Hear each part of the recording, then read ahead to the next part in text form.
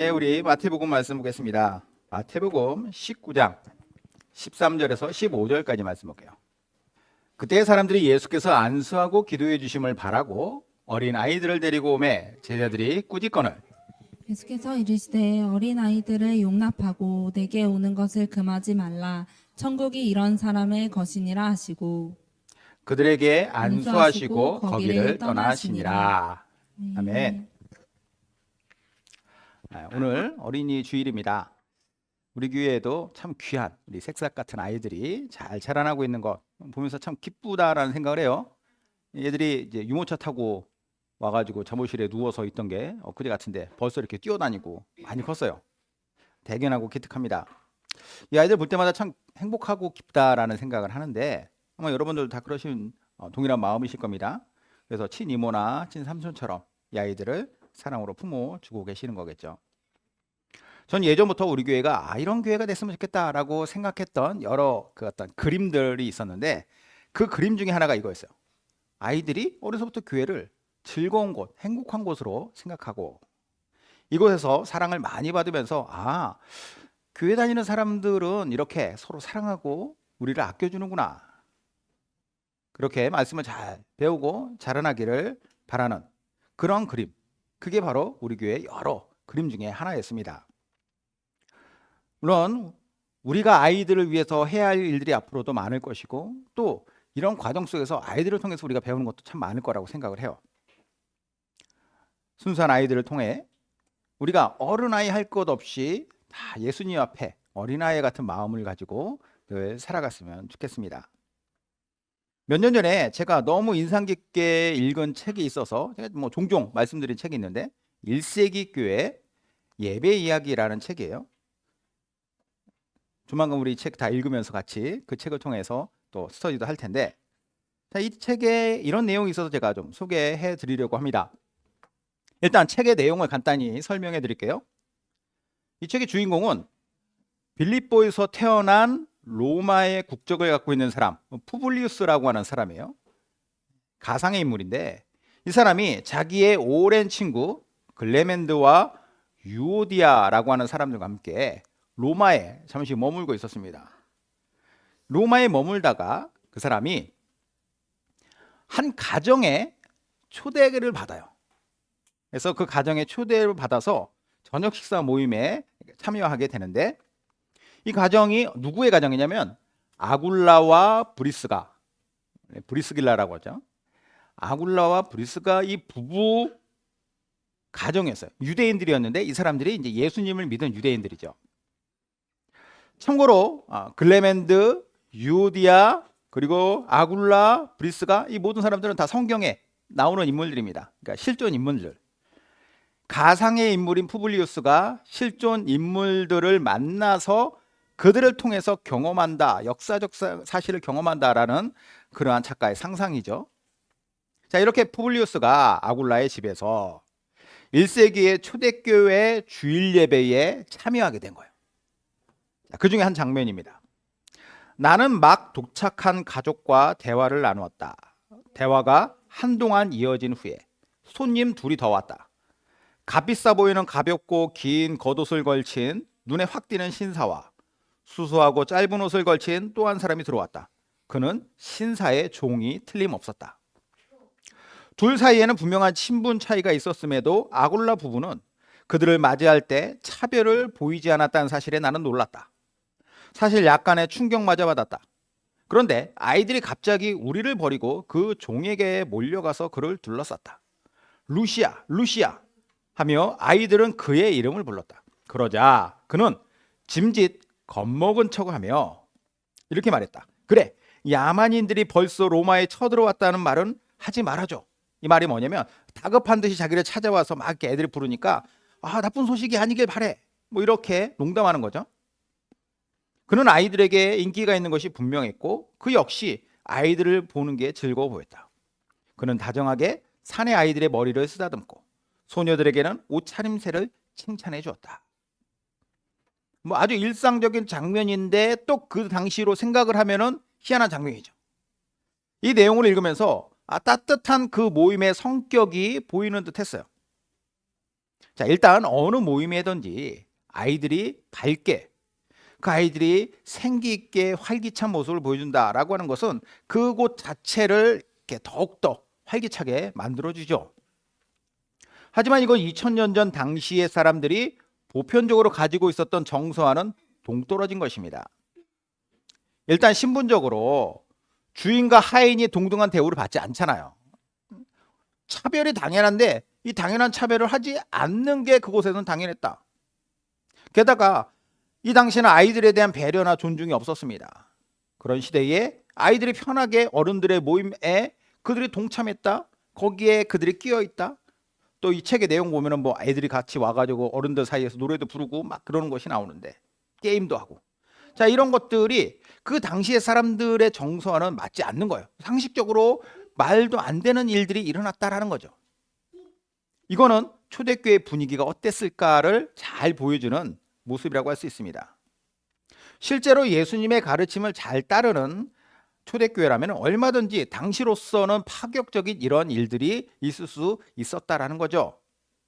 그래서 오늘 이 어린이 주일에 그러면은 예수님께서는 아이들을 어떻게 대하셨는가, 여기에 대해서 좀 알아보려고요.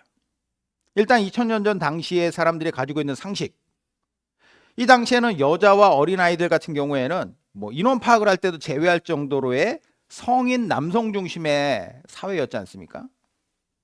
오늘 본문이 속한 이 마태복음에는 예수님께서 두 차례 아주 많은 사람들을 먹이셨던 기적의 이야기가 담겨 있습니다.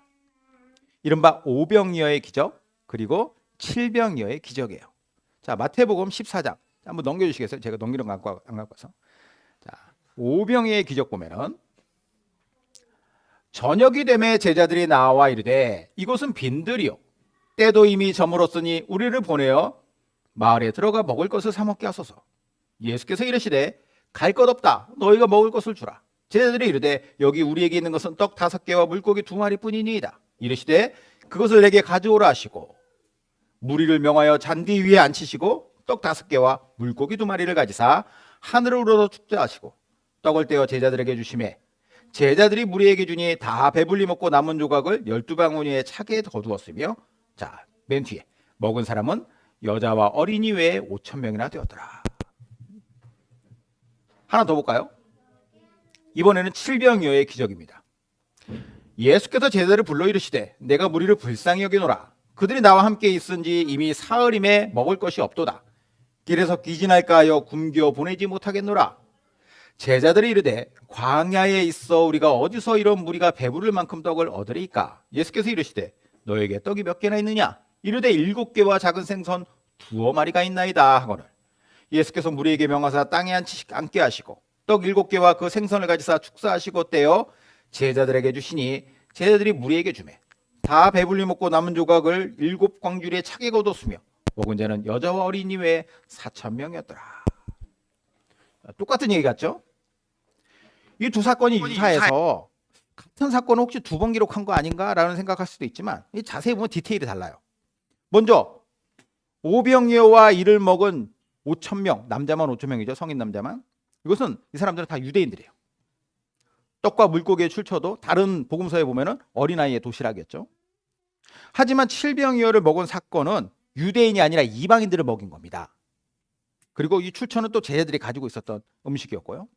자, 근데 여기서 중요한 것은 뭐냐? 이 음식을 먹은 사람들이 아주 많았는데 그 사람들을 숫자를 세서 기록할 때에 여자와 어린애의 숫자를 제외하였더라. 유대인이든지 이방인이든지 이 당시의 문화 자체가 아이들, 뭐 여자도 그렇지만 특별히 아이들에 대해서는 철저하게 인격체로서 대우하지 않았다는, 사실 우리나라로 그렇지 않습니까? 어린이날이 왜 만들어졌어요? 아이들의 인권과 인격이 존중받지 못하던 그런, 이게 불과 100년 전 얘기예요. 그때만 해도 얼마나 아이들이 착취를 당하고 고통을 당하고 살았습니까? 자, 이런 시대적 배경 속에서 오늘 본문을 보면은 제자들이 보인 반응이 우리가 어느 정도 이해가 될 수 있다는 거예요. 예수님께서 수많은 사람들에게 둘러싸이셨습니다. 하나님의 나라와 성경의 가르침들을 그들에게 막 가르쳐주고 계셨어요. 그렇게 많은 사람들 틈에서 예수님이 사역을 이어가시던 중에 어떤 사람이 예수님 앞으로 사람들이 예수님께 딱 나왔어요. 보통은 어떤 것을 가지고 예수님께 나오냐면 자기가 병에 걸렸든지 아니면 어떤 문제가 있든지 나에게 어떤 문제가 있습니다. 해결해 주십시오. 이런 거. 혹은 궁금한 거. 저 이런 거 궁금합니다. 자, 이런 걸 가지고 예수님께 오는데 이번에는 자기 아이들을 데리고 와서 예수님께 축복 기도를 받고자 했다. 자, 마태복음 19장 13절입니다. 그때 사람들이 예수께서 안수하고 기도해 주시길 바라고 어린아이들을 데리고 오매. 자, 여기 어린아이들. 파이디온. 파이디아라고 하는 단어인데 그러니까 지금 우리 교회 아이들, 요만한 아이들이에요. 이만한 아이들을 데리고 와서 예수님께 안수 기도를 받기 원하였다. 요즘도 그렇지만 우리가 만나기 힘든 어떤 유명한 사람 혹은 아주 대단한 사람을 보면은 부모들은 자기 어린아이들을 꼭 데리고 와요. 애들을 이렇게 뒤밀죠. 이 아이를 언제 또 만날지 모르는, 이 아이가 이 사람을 언제 또 만날 수 있을지 모른다라는 거예요. 예를 들어서 대통령이 이 동네에 오셨다. 그러면 다들 애들한테 한번 인사라도 하고 애들 볼 한 번이라도 만져주게 해달라고 그 아이들을 앞으로 뒤밀죠. 이 당시에 예수님 어떤 분이셨느냐? 매우 탁월한 종교 지도자였어요. 당시의 종교 지도자인 바리새인들이 가르치는 것과는 전혀 다른 그런 탁월한 가르침을 주신 분. 게다가 예수님은 로마로부터 이스라엘을 새롭게 독립해서 국가를 새롭게 만들 수 있을 만한 왕이 될 만한 분으로서, 새로운 왕조를 만들 만한 분으로서 조금씩 사람들에게 인식되어 가던 시대였습니다. 그 시기에 예수님을 봤으니 이 사람들은 언제 또 예수님을 우리가 볼 수 있을지 몰라. 부모로서 아이를 위해 안수 기도해달라고 아이들을 데려왔다. 부모의 마음이죠. 자, 근데 아까도 말씀드렸지만 이 당시에 아이에 대한 인식이 요즘 같지 않았다는 거예요. 애들은 사람 구실 못하는 존재, 별로 도움되지 않는 존재, 있으면 시끄럽고 정신만 사납게 하는 그런 존재, 거추장스러운 존재로 인식되었다. 그러니 어른들이 있는 곳에 애들을 오면 안 되죠. 애들은 가라. 제자들이 그런 반응을 보이는 거예요. 딱 그런 반응. 왜 애들을 데리고 오냐. 자, 13절 다시 볼까요? 끄트머리에 제가 아까 빼놨었는데 여기 제자들이 어떻게 하냐면 제자들이 꾸짖건을 마치 여긴 노키즈 존인데 왜 애들 데리고 오냐라는 거. 몰지각하구나. 무엄하다. 이런 거죠. 무례하다라는 거예요. 그러자 예수님께서 그들을 향해서 이렇게 말씀하십니다. 14절에 예수께서 이르시되 어린아이들을 용납하고 내게 오는 것을 금하지 말라. 천국이 이런 사람의 것이니라 하시고. 세 마디의 말씀인데 다음 볼까요? 세 마디의 말씀이 뭐였느냐? 어린아이들을 용납하라. 얘들이 내게 오는 것을 금하지 말아라. 천국이 이런 사람의 것이니라.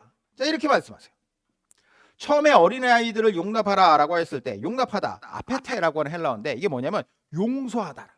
용서해줘라. 명령어예요. 용서해줘라. 혹은 자유롭게 풀어줘라. 냅두라는 거예요.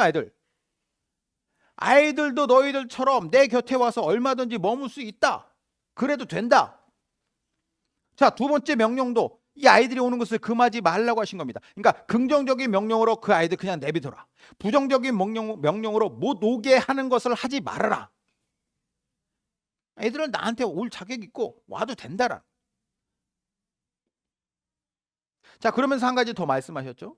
천국이 이런 사람의 것이다. 하나님의 나라가 이러한 부류의 사람들의 것이다. 그럼 이런 부류가 어떤 부류냐? 어린아이 같은. 어린아이의 특징.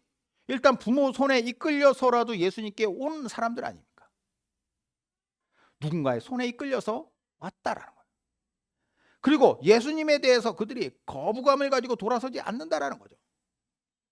호기심 때문에든 아니면은 뭐 나 어른들이 좋아하기 때문이든 어쨌든 분위기에 압도됐던 그 아이들은 이곳에 왔다라는 거예요.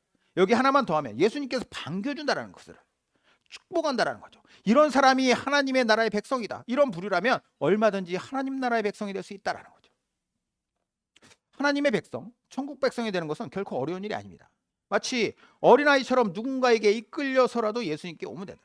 부모의 손에 이끌려서 왔든지, 친구의 손에, 가족의 손에, 남편의 손에, 아내의 손에 이끌려서 왔든지 오기만 하면은 물론 처음부터 다 알아듣고 다 이해하고 그러진 않겠죠. 그러나 어느 순간에 정말로 나도 모르는 사이에 예수님이 내 안에서 역사하시는 일들을 발견하게 돼요. 우리 다 그렇지 않습니까? 예수님의 말씀이 어느 순간에 내 안에 거부감이 아니라 수용되어지고 이 말씀이 이해되지 않던 말씀이 오히려 이해되지 않음에도 불구하고 믿어지고 그렇게 받아들이는 거야. 예수님의 안아주심과 축복해 주심을 경험하고 깨닫는 사람이 바로 하나님 나라의 백성이 된다라는 거예요. 이 말씀만 보더라도 예수님께서 어린아이들을 통해서 가르쳐 주시고자 했던 것이 아주 명확하다는 거죠. 이들을 보고 배워라. 하나님의 나라가 어떤 사람의 것인지를 너희가 여기에서 아주 명확하게 볼 수 있다. 하나님의 나라의 백성으로서의 본질적 모습을 이 아이들을 통해서 본다라는 거예요.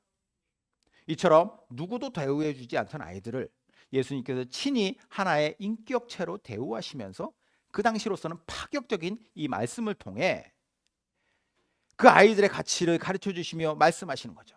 축복하고 안수하신 뒤에야 예수님은 다음 가실 곳으로 이동하세요. 자, 15절 볼까요? 그들에게 안수하시고 그 아이들에게 안수해 주시고 거기서 떠나시니라. 예수님께서 그냥 예수님 아니죠. 우리가 믿는 예수님께서 이 아이들을 이처럼 생각하고 존중하고 사랑하신다면 우리는 더욱더 이 아이들에 대하여 예수 그리스도의 마음을 가지고 아이들을 대하며 사랑해야겠죠. 아직 어리지만 이 아이들에 대한 존중과 사랑과 배려를 가지고 이들의 미래가 주님 안에서 더욱더 빛날 수 있도록 하는 것, 그게 바로 우리 어른들의 책임이 아닐까라는 생각을 해봅니다.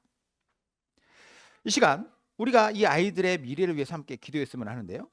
자, 함께 아이들을 위해서 한번 기도하도록 하겠습니다.